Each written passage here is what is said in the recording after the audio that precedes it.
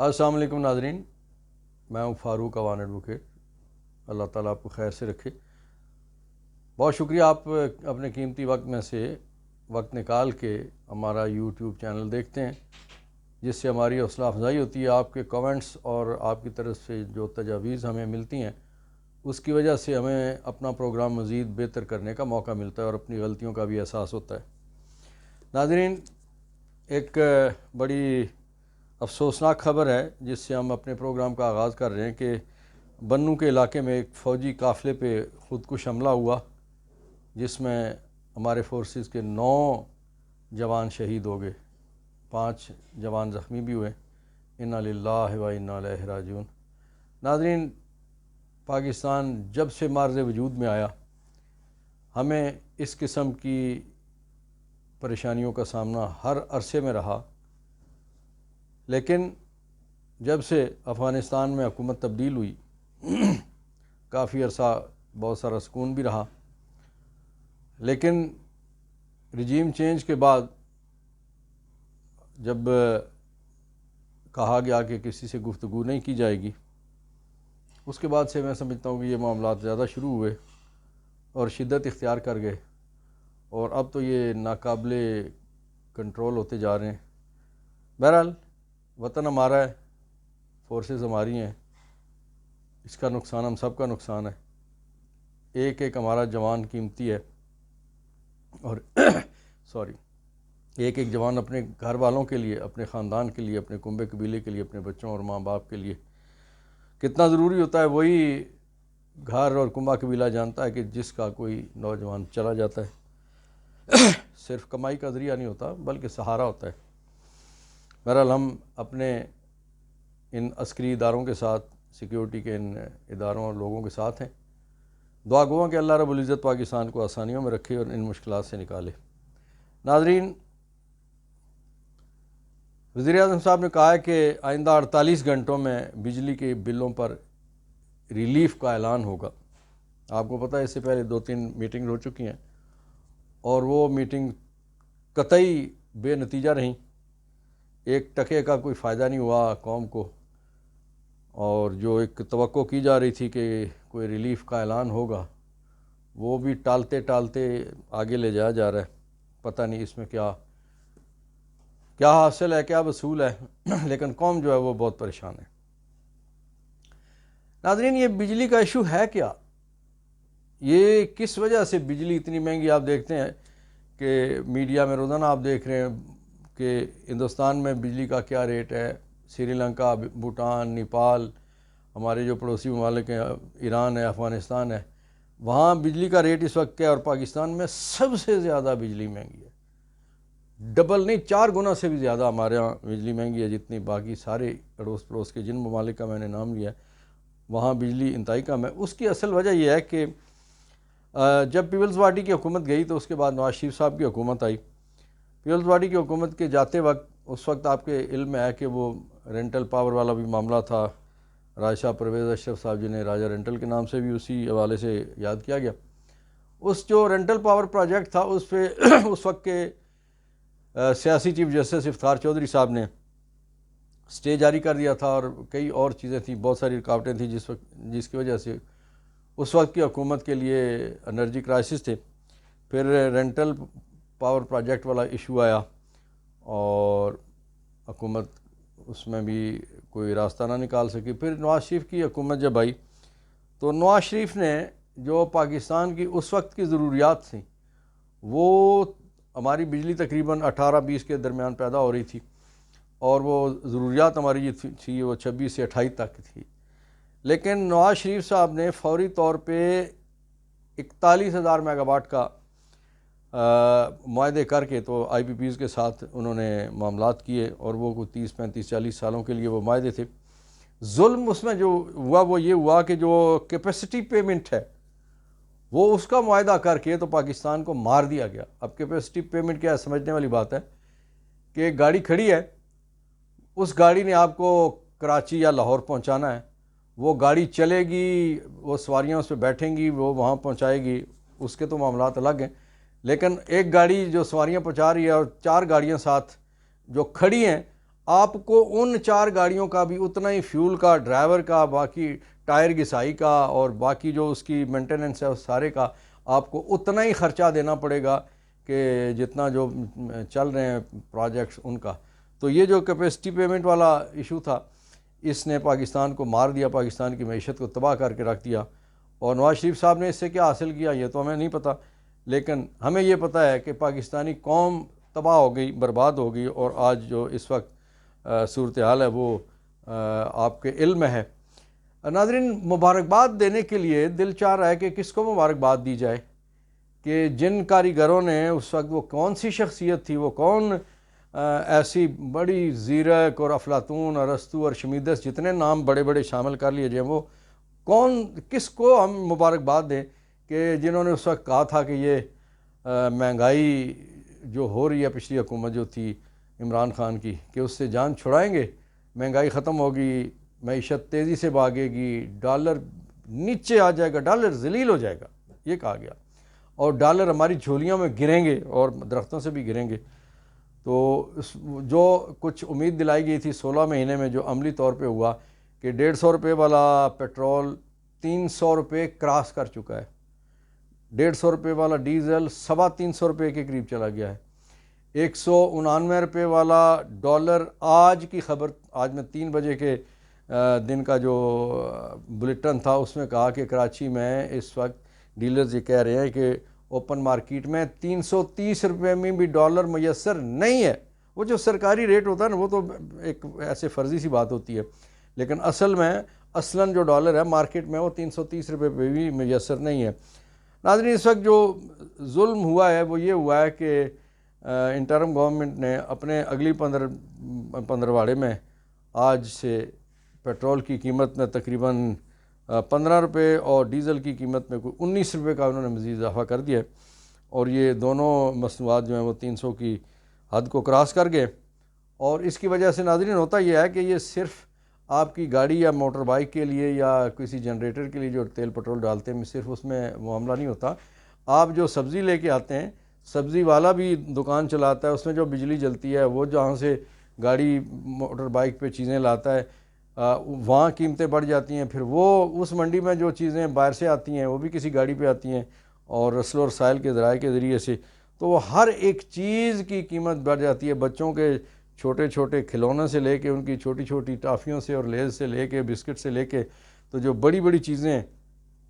زیورات تک، کپڑوں تک، ہر ایک چیز کی قیمت بڑھ جاتی ہے. کل 4000 سے زیادہ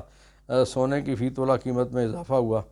تو اس وقت جو صورتحال ہے وہ انتہائی خطرناک ہے، لیکن ہمارے نگران وزیر اعظم جو ہمارے شہباز شریف اور راجہ ریاض کا چناؤ تھا، انہوں نے یہ کہا کہ کوئی فکر کی بات نہیں ہے، برین ڈرین، کسی نے کہا کہ برین ڈرین ہو رہا ہے، لاکھوں لوگ باہر جا رہے ہیں. ان کا کیا ہو گیا؟ جب 20-30 سال بعد یہ واپس آئیں گے تو پیسے لے کے آئیں گے نا، مر تو نہیں جائیں گے. اور اسی طرح سے اب انہوں نے کہا کہ لوگ اگرچہ پریشانی ہے لیکن یہ انہوں نے کہا کہ یہ مصنوعی ہے، ایسے پیدا کردہ ہے، یہ اس نے اصل صورتحال ایسی نہیں ہے، کوئی سیکیورٹی کے ایسے ایشوز پیدا نہیں ہوئے. میرے خیال میں جب تک ان کے گریبان تک ہاتھ نہیں آتا انہیں اس بات کی سمجھ نہیں آئے گی کہ لوگوں کے کیا صورتحال ہے. جس بندے کی 20-25 ہزار روپے کی انکم ہے، اس کا اگر 28,000 یا 32,000 کا بل آ گیا ہے تو وہ باقی زندگی کہاں سے گزارے گا؟ تو نگران وزیر اعظم صاحب کو سمجھنا چاہیے کہ وہ انہیں جو سب ہرا ہرا نظر آ رہا ہے، اس ہرے کے پیچھے کالا بھی ہے، پیلا بھی ہے، اس ہرے کے پیچھے لوگوں کی موت کا پروانہ ہے. بے شمار لوگ خودکشیاں کر رہے ہیں، لوگ گردے بیچ کے تو اپنے گھر کے چولہے چلانے کے لیے مجبور ہیں، لوگ بچوں کو بیچ کے تو اپنے گھر کے لیے روٹی اور آٹے کا بندوبست کر رہے ہیں. تو اس چیز کا خیال رکھنا چاہیے. نہیں خیال رکھو گے تو پھر جو صورتحال ہوگی شاید وہ آپ کی اس پٹرول گردی کی وجہ سے اور بجلی گردی کی وجہ سے لوگ پھر پتہ نہیں کہاں تک پہنچ جائیں گے. ناظرین، سپریم کورٹ نے کہا ہے کہ الیکشن 90 دن سے آگے نہیں جا سکتے. جو پنجاب کے الیکشن والا معاملہ تھا اس پہ جو ریویو پٹیشن تھی الیکشن کمیشن کی طرف سے، اس پہ بہت سخت ریمارکس دیے گئے ہیں، اور یقیناً اس حوالے سے جو کوئی بھی فیصلہ آئے گا وہ بڑا سخت اور تگڑا فیصلہ ہوگا. اس کے علاوہ سپریم کورٹ نے یہ کہا کہ جو نیب ترامیم کے حوالے سے معاملات چل رہے تھے اس پہ بھی سپریم کورٹ کا بڑا سخت ویو ہے، اور انہوں نے کہا کہ یہ کمال کے قوانین ہے کہ 49 کروڑ روپے کی جو کرپشن کرے وہ خیر سے گھر چلا جائے، اور 50 کروڑ کی کرپشن ہو تو وہاں سے پھر گرفت شروع ہوگی، اور بے شمار اور چیزیں تھیں جس پہ بڑی باریک بینی سے بڑا موقع دے کے فری کین کو تو اس میں دلائل مکمل ہو رہے ہیں. لیکن یہ جو کچھ مقدمات ایسے ہیں جو کافی دنوں سے پینڈنگ آ رہے تھے، یہ چیف جسٹس صاحب بندیال صاحب جانے سے پہلے یہ خیال کیا جا رہا ہے کہ یہ سارے مقدمات وہ فیصلہ کر کے جائیں گے تاکہ وہ کوئی بوجھ لے کے نہ جائے. ناظرین، وہ کہتے ہیں کہ مرے کو مارے شاہ مدار، اور پھر دوسری بات یہ کہ یہ آج کل بہت فقرہ مشہور ہے کہ قاتل جو ہے وہ بھی مقتول کے جنازے میں شرکت کے لیے جا رہا ہے. پاکستان میں 2-4 دنوں سے، اور یہ اس کی پہل کشمیر والوں نے کی ہے، کشمیر میں بہت زیادہ بجلی کے بلوں کے حوالے سے مظاہرے ہو رہے ہیں، اور انہوں نے تو بہت سارے اقدامات کیے ہیں. اس میں تو حکومتی سطح پہ احتجاج کیا جا رہا ہے. اب پاکستان میں آج جمعہ کا دن ہے اور بابرکت نماز، بابرکت دن، اس جمعہ کی نماز کے بعد آج پورے پاکستان میں مظاہرے کیے جا رہے ہیں، اور تاجروں نے کچھ جگہوں پہ آج بھی ہڑتال شٹر ڈاؤن ہے، اور لیکن کل پورے پاکستان میں پہیہ جام اور شٹر ڈاؤن کی کال ہے. تو یہ کال سنتے ہی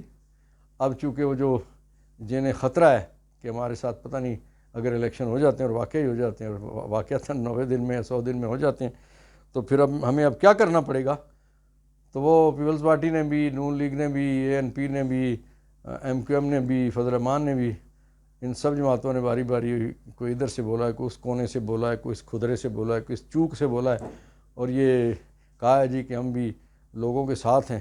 شرم کی بات ہے، جو یہ مہینہ چل رہا تھا نا، جو آج رات، پچھلی رات کو ختم ہوا ہے، آج ستمبر کی پہلی رات ہے،